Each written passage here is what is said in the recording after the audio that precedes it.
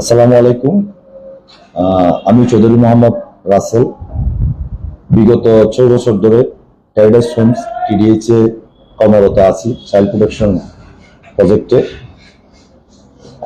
কর্মরত থাকা অবস্থায় আমি বিভিন্ন রোল প্লে করি এবং এটার ধারাবাহিকতায় আমি এই বছরে চাইল্ড প্রোটেকশনের পিএসএস পজিশনে চাকরি করি এবং আমার বিগত 6 বছরে আমার পারফরমেন্স অ্যাপ্রাইজাল, আমার কর্মদক্ষতা সুনামের সাথে আমি অর্জন করি। কিন্তু দুঃখের বিষয়, গত 2রা সেপ্টেম্বর আমি আমার কর্ম এলাকা টাঙ্কালিতে আমি কাজে চলে যাই।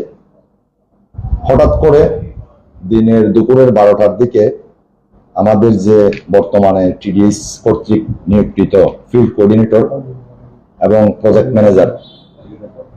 ম্যানেজারের মাধ্যমে আমাকে কল করা হয়। আমাকে বলা হয়, আপনি এই মুহূর্তে অফিসে চলে আসেন এবং আমাদের অফিসটা হচ্ছে উকিয়া পালন গার্ডেনের সামনে। আমি জিজ্ঞেস করলাম, দাদা কোনো ইমার্জেন্সি কিছু? তখন উনি আমাকে বললো যে আপনার জন্য গাড়ি পাঠানো হয়েছে, আপনি তাড়াতাড়ি চলে আসেন, আপনার সাথে এবং ফিল্ড কোঅর্ডিনেটরের সাথে আমাদের একটা মিটিং আছে। আমি কিছু বুঝতে পারিনি, পরে আমি চলে আসলাম। চলে আসার পরে আমাদের ফিল্ড কোঅর্ডিনেটরের রুমে আমাকে ডাকানো হয়। ওইখানে উপস্থিত ছিলেন আমাদের project manager Francis Mondal, field coordinator Shahadat Hossain এবং এইচআর এর হচ্ছে রাকিব ভাই। আমাকে কোনো কিছু না জানিয়ে হঠাৎ করে উনি আমাদের যে ঢাকার এইচআর এর ম্যানেজার অড্রে ফার্নান্ডো, ওনাকে ভিডিও কনফারেন্সে রাখে। তখন অড্রে ফার্নান্ডো আমাকে বলতেছে যে তুমি 6 বছর ধরে কাজ করতেছো, কিন্তু তোমাকে হচ্ছে আমরা আজকেই ডিসকন্টিনিউ করব। তখন আমি আবার জিজ্ঞেস করলাম সবাইকে, মানে আমাকে টার্মিনেশন লেটার দেওয়ার কারণটা কি? তখন ওনারা আমাকে কোনো সদুত্তর দিতে পারেনি। তখন আমাকে ফিল্ড কোঅর্ডিনেটর শাহাদত ধমক দিয়ে বলে, আপনার এত কিছু জানার দরকার নেই, আপনার জন্য লেটার ইস্যু হয়ে গেছে এবং আপনি সাইন করতে এখানে বাধ্য। তখন আমি এইচআর এর কাছে জানতে চাইলাম, আমাকে কেন হচ্ছে বাধ্য করা হচ্ছে ফোর্সফুলি এখানে সাইন করার জন্য? আমার কি কোনো ব্যক্তিগত আমি কোনো ধরনের কি পলিসি ব্রিচ করেছি, ভায়োলেশন করেছি যে কারণে আমাকে এটা করা হচ্ছে? তখন উনি আমাকে বললো যে আপনার বিগত 6 বছরে আমাদের এইচআর এর ফাইলে কোনো ধরনের একটা সিঙ্গেল কমপ্লেনও নেই। তখন আমি জিজ্ঞেস করলাম, তাহলে আমাকে কিসের ভিত্তিতে হচ্ছে টার্মিনেশন লেটারটা দেওয়া হয়েছে? তখন ওনারা আমাকে বললো, আমাকে যে টার্মিনেশন লেটারটা দেওয়া হয়েছে এটা হচ্ছে এটা, এখানে আমাকে যেটা বলল, বাংলাদেশ ল 2006-26 দ্বারাই আপনাকে টার্মিনেট করার হচ্ছে আমাদের সুযোগ আছে। তখন আমি জিজ্ঞেস করলাম কিভাবে? তখন ওনারা বললো যে উইদাউট নোটিসে 120 দিনের স্যালারি আমরা আপনাকে পে করবো। তখন আমি কোনো কিছুতে রাজি হচ্ছিলাম না সাইন দেওয়ার জন্য। ওরা কি করলো, আমাকে জোর জবরদস্তি এবং ফিল্ড কোঅর্ডিনেটর সাথে আমাকে খুব বেশি চিল্লাচিল্লি এবং ধমক দিচ্ছে এবং আমাকে বলতেছে, আপনার বিরুদ্ধে আমি অ্যাকশন নেবো, যদি সাইন না দেন আমি মামলা করবো, বিভিন্ন ধরনের কথাবার্তা বলতেছে। আমি খুব ভয় ভীতি প্রদর্শন করতেছে আমাকে। তখন আমি বললাম, আচ্ছা ঠিক আছে, আমাকে একটা দিন টাইম দেওয়া হবে। পরে ওনারা টাইম দিতে চাচ্ছে না। পরবর্তীতে আমি এইচআরকে রিকোয়েস্ট করে ইয়াটা নিয়ে আসি, টার্মিনেশন লেটারটা নিয়ে আসার পরে আমি আমার এক বন্ধু লয়ার, ওনার চেম্বারে যাই, ওইখানে ওনাকে দেখালাম এটা। তখন উনি আমাকে বললো যে এটা ওনাদের যেটা আপনাকে টার্মিনেশন লেটার দিছে যে লয়ার আন্ডারে, ওটার এগেনস্টে আপনি চাইলে মামলা করতে পারবেন, কারণ এটা হচ্ছে যথাযথ আইনের নিয়মে পড়ে না। কারণ হচ্ছে বাংলাদেশ আইন 2006 অ্যামেন্ডমেন্ট আপনার 26 ধারায় 2 এর ধারাতে লিখা আছে স্পষ্ট, আপনি চাইলে আপনি একজন এমপ্লয়িকে টার্মিনেট করতে পারবেন যদি আপনি যে কাজের জন্য তাকে হচ্ছে নিয়োগ দিয়েছেন সেই প্রজেক্টটা যদি বিলুপ্ত হয়, দেউলিয়া হয় অথবা বন্ধ হয়ে যায়। কিন্তু আমাদের যে কাজ ইউনিসেফ কর্তৃক হচ্ছে যে ফান্ড আমাদেরকে দেওয়া হয়েছে, এটা স্টিল রানিং আছে এবং ডিসেম্বর 31 তারিখ পর্যন্ত আমাদের কাজ চলবে। তাহলে ওই দ্বারাই আমি চাইলে তাদের বিরুদ্ধে অ্যাকশন নিতে পারি। এর চেয়ে সবচেয়ে বড় কথা হচ্ছে, আমি যখন এনজিওতে কাজ করতাম, আমি বিভিন্ন মিটিং এ ট্রেনিং এ তাদের গ্যাপগুলোর কথা বলতাম। আমাদের উপর অত্যাচার করা হতো, পাওয়ার অ্যাবিউজ করা হতো এবং সবচেয়ে বড় কথা হচ্ছে ওনারা কক্সবাজার যারা স্থানীয় যারা কাজ করে তাদেরকে ওনারা মুঠো সহ্য করতে পারতো না বিদায় গত বছরও তারা হচ্ছে ডিসেম্বরে অন্যায়ভাবে কিছু স্থানীয় ছেলে এবং মেয়েদেরকে হচ্ছে ওরা ছাঁটাই করেছে এবং এই ছাঁটাইয়ের ভিত্তিতে ওনারা ডিসি অফিস একটা অভিযোগ দিয়েছে। অভিযোগটি হচ্ছে, আমি আপনাদেরকে এখানে পড়ে শোনাচ্ছি। জনাব, যথাবিহিত বিনীত প্রার্থনা এই যে, আমরা নিম্ন আবেদনকারী কক্সবাজারের স্থায়ী বাসিন্দা হই। আমরা বিগত 6 বছর যাবৎ প্যারাডাইস হোমস টিডিএস সংস্থায় কর্মরত আছি। কিন্তু অত্যন্ত পরিতাপের বিষয় এই যে, বিগত 14 ডিসেম্বর 2023 ইংরেজি তারিখে নতুন চুক্তি করা সম্ভব নয় বলে সংশ্লিষ্ট কর্তৃপক্ষকে আমাদেরকে জানিয়ে দেয়।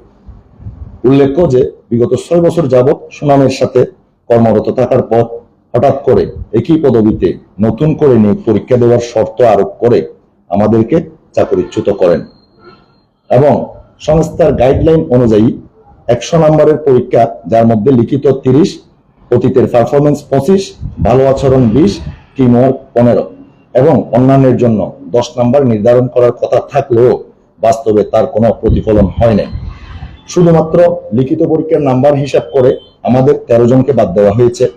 কিন্তু দুঃখের বিষয় এই যে, একই পদবিতে তাদের পছন্দ মতো এবং আত্মীয়করণের স্বার্থে নিয়োগ প্রক্রিয়া চালু করেছে।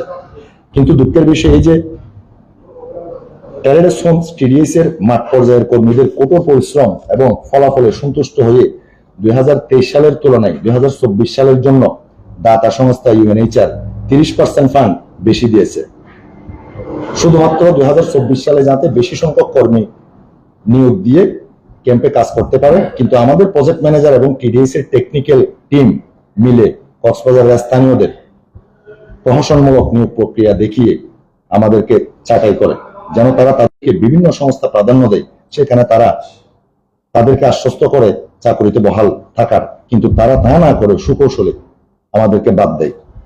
অতএব আমরা সবিনয়ের নিকট সবিনয় আর্জি করছি যে, আমাদের এই বিষয়টি একটু গভীরভাবে পুনর্নিরীক্ষা করে তাদের এহেন কার্যকলাপের জন্য যাবতীয় ব্যবস্থা গ্রহণের মাধ্যমে আমরা স্থানীয়রা যেন পুনরায় আমাদের স্ব পদে নিয়োগ পেতে পারি, সেই ব্যবস্থা করে আমাদের অভিভাবক হিসেবে আমাদের বাধিত করবেন। এটা হচ্ছে ডিসি অফিসে দেওয়া হয়েছে, কমপ্লেনটা করা হয়েছে। এবং যারা ভুক্তভোগী গত বছরের, তাদের নামগুলো আমি উল্লেখ করছি এখানে। মোহাম্মদ শাহনওয়াজ বাহাসরা, হাবিবুর রহমান চট্টগ্রাম, মোহাম্মদ রাসেল উদ্দিন আলী কক্সবাজার কালোর দোকান, মোহাম্মদ মুজিবুল্লাহ চৌধুরী তারাবাড়ি আরসারা, আব্দুল আজিজ সাবমেরিন কেবল, টিপু কুমার বড়ুয়া কুটবাজার, পারভিন আক্তার কুটবাজার, খুরশিদ আক্তার পাখি মরিচ্চা, মোহাম্মদ মুজিবুর রহমান মাসুম চট্টগ্রাম, ফরিদুল আলম নাফিস টেকনাফ, উর্মিলা মনির মহেশখালী, শাহিদা সুলতানা কক্সবাজার, মাহিনুর আক্তার তানজিন কুটবাজার। দুঃখজনক হলো সত্যি যে, যাদেরকে বাদ দেওয়া হয়েছে গত বছর সবাই কক্সবাজারের স্থানীয়। তৎমধ্যে আমি এবং আমরা 2 জন এখানে ছিলাম। এখন তাদের যে আচরণ, প্রহসনমূলক আচরণ, ওইটাতে বুঝতে পারলাম যে এখন আমরা যেহেতু স্থানীয় এবং আমরা যখন বয়স রিস্ক করি বিভিন্ন দুর্নীতির বিরুদ্ধে, তারা পথের কাটা সরানোর জন্য উদ্দেশ্য প্রণোদিত ভাবে আমাকে ছাঁটাই করা হয়েছে। এবং আরো 2 জন আছে, লজিস্টিক একজন আছে, কাটা টিম একজন আছে, তাদেরকেও বিভিন্ন ভাবে তারা হচ্ছে হয়রানি করার চেষ্টা করছে। এখন আমার কথা হচ্ছে, আমাদের এনজিও ব্যুরো এবং ইউএনএইচআর এবং ট্রিপল আরসির কাছে সম্মানের সহিত আমি নিবেদন করছি, আমাদের সরকারিভাবে কত পার্সেন্টেজ ইন্টারন্যাশনাল এনজিও গুলা নিয়োগ করার চুক্তি আছে, আমরা কি এটা মেনটেন করতেছি কিনা, এবং আমাদের এই আবেদনের পরিপ্রেক্ষিতে আমাদেরকে যে অন্যায় করা হয়েছে, যে দুর্নীতি করা হয়েছে আমাদের সাথে, এটার আমরা একটা সুষ্ঠু বিচার চাই। এবং আমার সাথে যেটা করা হয়েছে, এটা কোনো ধরনের কোনো নোটিশ ছাড়া, উইদাউট নোটিসে, একদম সিনেমা স্টাইলে, ভিলেন স্টাইলে আমাকে তুলে এনে তারা আমাকে জোর করে সাইন করানোর চেষ্টা করছে এবং আমার সাথে খারাপ ব্যবহার করছে। এবং বর্তমান যে ফিল্ড কোঅর্ডিনেটর, উনি বিভিন্নভাবে আমাকে হুমকি ধমকি দিচ্ছে এবং এখানে আমাকে অনেক ধরনের শাউটিং করছে। এখন এই জিনিসটা আমি আপনাদের মাধ্যমে ইউএনএইচআর, ট্রিপল আরসি এবং এনজিও ব্যুরো এবং জেলা প্রশাসনের কাছে আমরা একটা সুষ্ঠু বিচারের দাবি করছি। এবং আজকের পরে ইনশাল্লাহ আমরা পরবর্তী পদক্ষেপে যাব, সেই উদ্যোগ নিয়ে আমি এখানে শেষ করছি।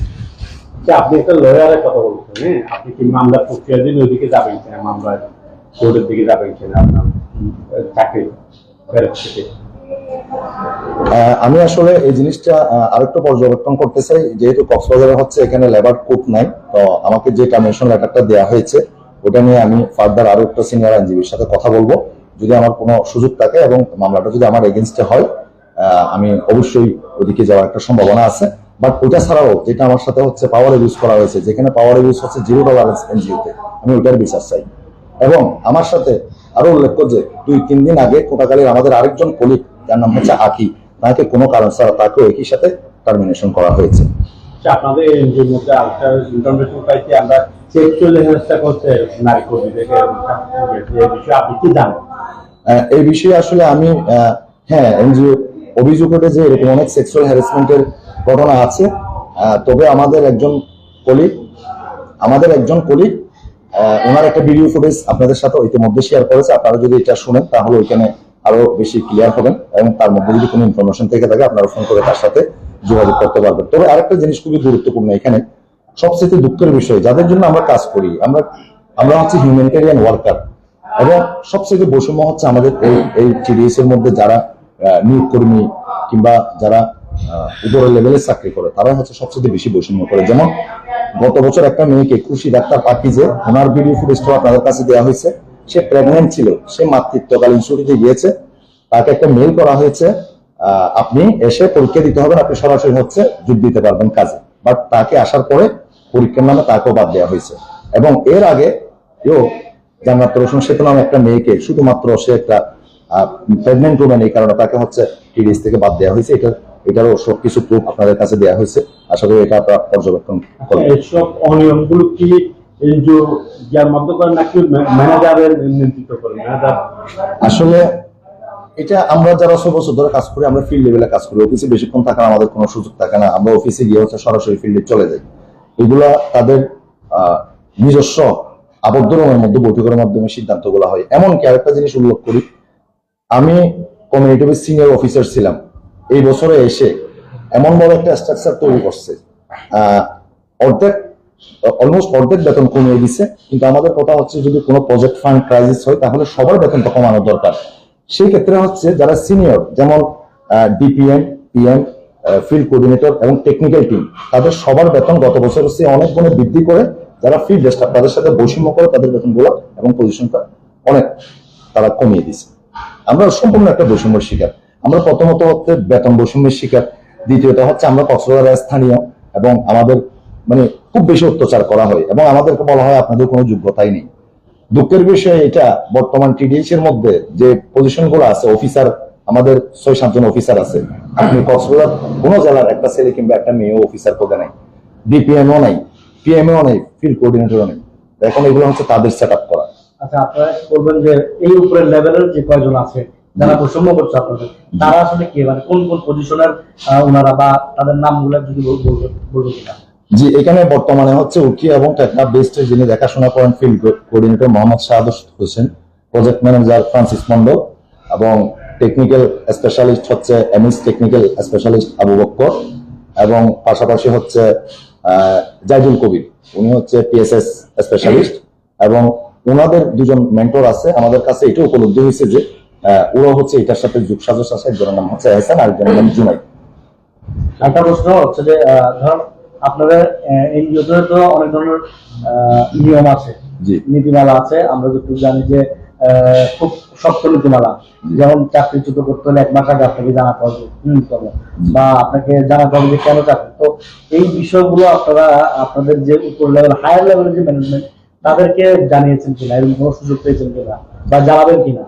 আমি ব্যক্তিগতভাবে আমার সাথে যেটা হয়েছে, এটা ওনারা আমাকে যেটার ভিত্তিতে আমাকে টার্মিনেট করছে, ওইখানে শুধুমাত্র লিখছে যে আমার কোনো ভায়োলেশন রিপোর্ট নেই, আমার কোনো জেন্ডার রিপোর্ট নেই, কোনো ধরনের কোনো কিছু নেই। ওরা শুধু লিখছে বাংলাদেশ ল 2006, ওইটার রেফারেন্স দিয়ে আমি কান্ট্রি রিপ্রেজেন্টেটিভ যিনি আছেন মার্টিন সুইনসেট, ওনাকে হচ্ছে আমি ইমেল করেছি, এবং কনসার্নে আমি ইমেল করেছি। ওনার নাম হচ্ছে মাহিরাতুল জান্নাত। উনি আমাকে যে ইমেলের উত্তর দিয়েছে এটা আমি প্রিন্ট আউট করে হচ্ছে আপনাদের কাছে ইতিমধ্যে দিছি। ওনারা আমাকে স্পষ্ট কোনো ধরনের রিপ্লাই দেয় নাই, এবং আমি রেফারেন্স দিয়ে যে এইচআর কিংবা সিআর কে হচ্ছে আমি ইমেল করেছি, এটা রিপ্লাই আমি এখনো পর্যন্ত পাইনি। এবং আসলে আমার যে পাওনা টাকাটা এবং এটার সাথে যে ক্ষতিপূরণ টাকাটা, এটারও এখনো পর্যন্ত আমি কোনো ধরনের ইমেল রিসিভ করিনি। এবং আমি এর পরবর্তীতে একদিন এগুলো ফর্মালিটির জন্য আমি যেতে চেয়েছিলাম, গাড়িতে হচ্ছে আমাকে অ্যালাউ করে নাই, এবং ফিল্ড কোঅর্ডিনেটর আমাকে বলছে I am not allowed to use the shuttle. তার মানে আপনি আপনার সংস্থা এবং সংস্থার ম্যানেজমেন্টের কাছ থেকে কোনো ধরনের সহযোগিতা না পেয়ে এখন প্রশাসনিক ভাবে আপনি মানে প্রশাসনের সহযোগিতা চাচ্ছেন। জি অবশ্যই, ওনারা যদি আমার সাথে অন্যায় করে থাকে তাহলে আমি অবশ্যই সহযোগিতা চাইবো। এখানে আরো উল্লেখ্য যে গত বছর যাদেরকে হচ্ছে অনৈতিকভাবে বাদ দেওয়া হয়েছে তারা হচ্ছে ইতিমধ্যে ডিসি অফিসে হচ্ছে এটার অভিযোগ হয়ে গেছে এবং এটা রিসিভ কপি আমার কাছে আছে, আপনারা দেখতে পারেন এখানে, আপনারা কাইন্ডলি একটু এখানে রিসিভারটা নিতে পারেন। এবং একই সাথে আমরা হচ্ছে আইজিইউ ইন্টারন্যাশনাল জার্নাল অফিস ইউনিচার ওইখানেও ইমেল করা আছে, এটার প্রুফও আছে। এবং হচ্ছে